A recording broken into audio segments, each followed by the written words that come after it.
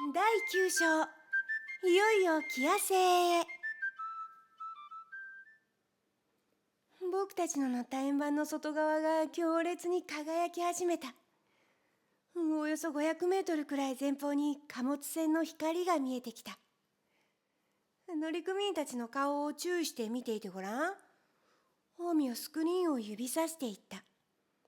船員たちはまるで化け物でも見たかのような表情をしてデッキからこちらを見つめていた。彼らの一人が銃を手に取るのを見て、アミの視線に何か物悲しい影がよぎった。これが未開世界に住んでいる人間なんだ。攻撃的で暴力に満ち満ちている。自分たちの世界の生活が過酷なのは、地球と地球人が進化の未だ低い段階にあるからなんだということが全く分からず、宇宙のすべてが地球のようなところだと思い込んでいるんだ。でも結局はみんな一人一人が自分の想像しうる世界の中に住んでいるんだからね。船員が発砲し始めた。もうこの時は恐怖を感じる代わりに深い悲しみの念が僕の胸にこみ上げてきた。ただ奉仕するためだけに生きている兄弟たちに対して、あの男のなんという不当で攻撃的な態度。発砲はなおも続けられ、僕の悲しみはいつしか怒りへと変わっていった。アミ、こんな人たちを虫けらのように光線銃で焼き殺してしまいたいと思ったこと一度もない？アミは答える前に少し笑って、前にも言ったように、僕の水準は司令官のようには高くない。ほんの数秒にしろ、僕の頭の中にそういった考えがよぎらないとは言えない。僕の中の動物としての未発達な部分がね。でもすぐにあまり進歩していない人間というのは子供のようなものだということを思い出すよ。おもちゃの銃で脅している子供を許してあげるくらいのことはしてあげなくっちゃね。それを聞いてビンカは僕に問いかけた。それどういうこと？よくわからないわ、私。とてもはっきりしたことだよ、と僕は言った。でも私よくわからないわ。だって前の旅で進歩した精神は子供のようだって言っていたのに、今度は少ししか進歩していない人のことを子供のようだなんて言うんだもん。同じ子供でもその二つの子供の間は雲泥の差があるんだよ。わかる？とアミが言った。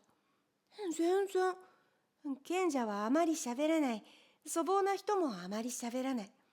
同じ喋らない。でも両者にはとても大きな進歩の差があるだろう。わかる？ちっとも。子供という言葉は、例えば気まぐれな人や強情な人、短気な人や癇癪持ちの人、臆病な人や他人を傷つけるようないたずらをする人、などといった意味に使われる。この場合の子供とは少ししか進歩していない人のことだ。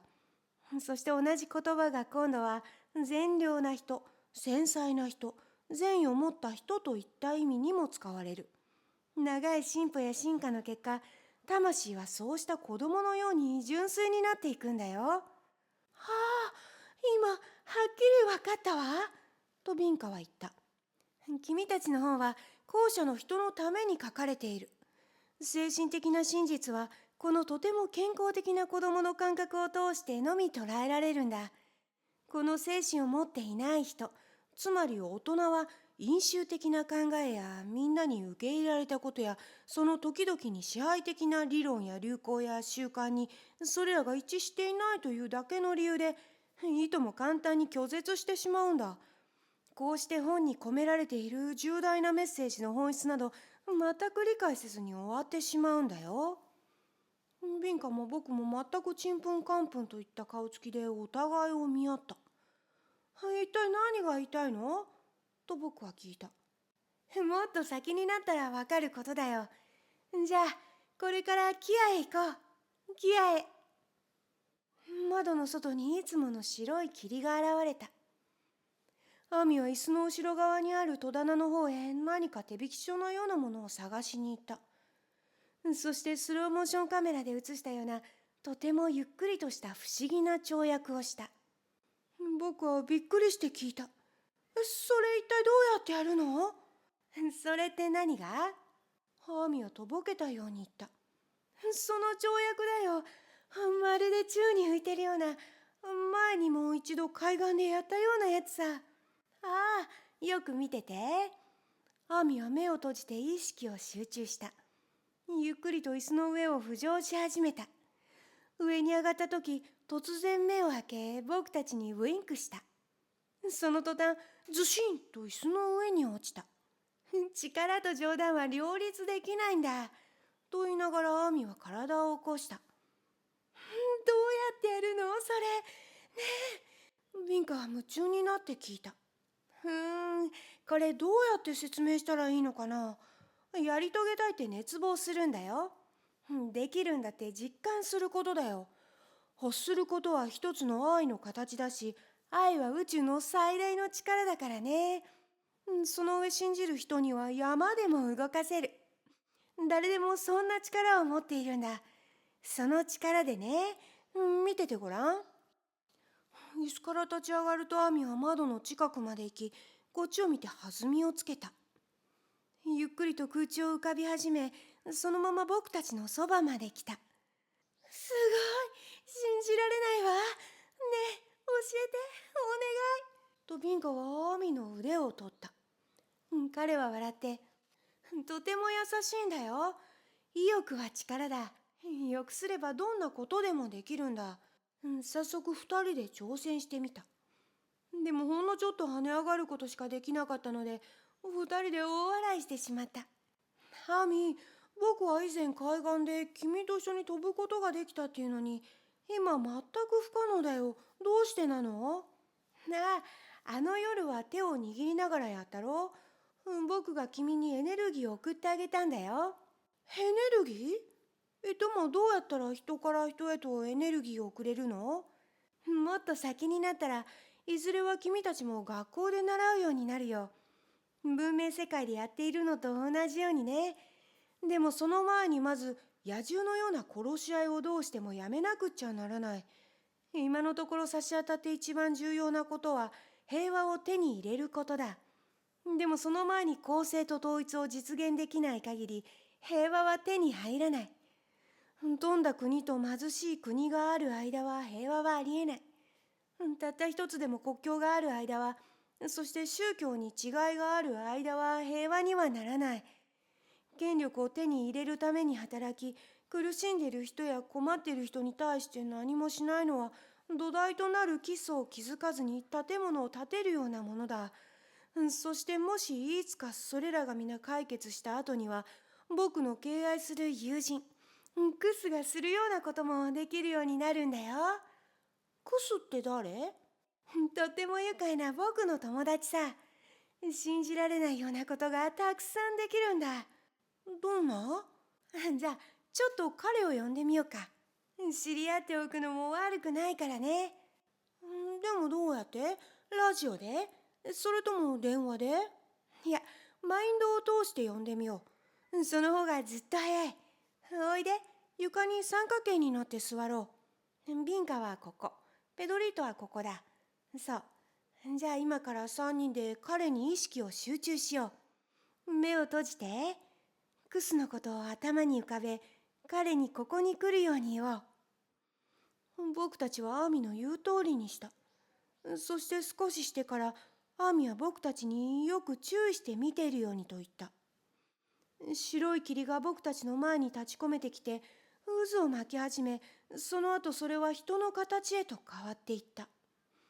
ビンカは驚いて逃げ出そうとしたが、アーミの笑い声を聞いてやや落ち着きを取り戻した。誰かな、僕を呼んだのは。とどこからともなく現れた人がいた。白い服を着た若い男だった。僕はびっくりして声も出なかった。地球からこのアンバラ円盤までわざわざ出向いてこさせるからには、それなりに重大な理由があるんだろうね。若い男は微笑みながらアミに言った。いや、本当はね、クス。この子供たちにどうやったら友達を呼べるかを教えてやりたかっただけのことなんだよ。ああ、それなら、重大な理由だ。子供たちに何かを教えるということは、いつだってとても重大な理由だからね。とクスは冗談半分のように言った。君たちのちっちゃな頭には何百もの質問がいっぱい詰まっているようだね。もう知っているように僕の名前はクス。フルタイムで地球の人々を非動物化する仕事に専念している。僕はこのオンボロの乗り物に乗らなくても宇宙を自由に行き来できるんだ。君たちもちゃんといい子にしていたらいつか僕みたいになれるよ。いや、僕よりずっとすごくなれると思うよ。僕のように三次元の未開世界のような低い次元に奉仕しなければならないような罪なんか背負って苦しまないでね。君たちはかろうじて文明化した時には君たち自身でさえもほとんど住むのが耐えられないような世界にいる。想像してごらん。四次元の世界から来ている僕のこと。まるで壊れたシュノーケルをつけたダイバーのようなもんだよ。次元についてはまだほんの少ししか話していないんだよ、クス。彼らをこれ以上混乱させないでよ。トアミはふざけて抗議した。わかっているよ。でもそろそろ宇宙にはたくさんの住まいがあるってことを知っておく時期に来ていると思うけどね。君たち、何かびっくりするような素晴らしいことを見てみたいかい？二人ともあっけに取られたまま思わずうなずいた。じゃあ、ボラーとフランス語で言って指をパチンと鳴らし、とてもいいバラの香りのする煙を出して消え去った。本当にクスは特別だよ。僕の星がいくらわんぱく小僧の星だとしても、彼の星と比べればまだまだ1000年は遅れてる。僕なんか生真面目で退屈な部類に入っちゃうよ。いやー、10万年の遅れだよ。と幸運のうさぎ。そう、バックスバニーが操縦席の椅子の背もたれの上に座って、頬を小刻みに動かして人参を食べながら言った。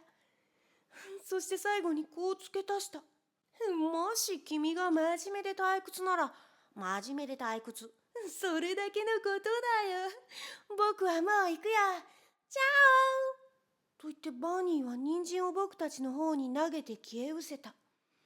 人参は宙に浮かびながらゆっくりと美しい花に変わった。ビンカの瞳は現実のおとぎ話を目の当たりにしてさらに輝いていた。一体どうしてこんなことができるの？単に想像するだけだよ。でもそれを現実に投影できるような強い力が必要だけど。でもこの花は想像じゃないよ。とデリケートなバラの香りを吸い込んで僕は言った。それは物質化だよ。四次元の意識を持っている人は君たちがとても信じられないようなことができるんだ。いつも怠らぬ修練と信念。これさえ心がけていれば全ては可能なんだよ。どこにあるのその四次元って。とビンカが聞いた。どんなところにでもさ。ここにも君の部屋の中にも。全てのところにさ。場所じゃないんだ。意識のレベルのことなんだよ。この水準に達している人は視覚可能不可能になるのも自由自在。壁を突き抜けたり自分の姿形を変えたり、つまり別の方が支配するようになるんだよ。じゃあ愛の方は関係していないの？うわ、なんてことを言い出すんだ。アミは動揺したようなふりをしていった。この宇宙の中に愛の方から逃れられるものは何一つないよ。愛を上回るものは何もないんだ。他のどんな法や力も我々が目に見ることのできるこの宇宙やそうでない宇宙も3次元だろうと5次元だろうと愛から逃れられるものは全くない。想像全体を支配しているのは愛。つまり神なんだからね。別の方が彼らを支配しているっていうのは例えば引力の法則や時間や空間に影響されないってことなんだ。別の水準の振動を持っているんだよ。それが宇宙の創造に完璧な形で従事しているわけだよ。その説明はとても奇妙に感じた。僕は神が宇宙を作っているのかと思っていたよ。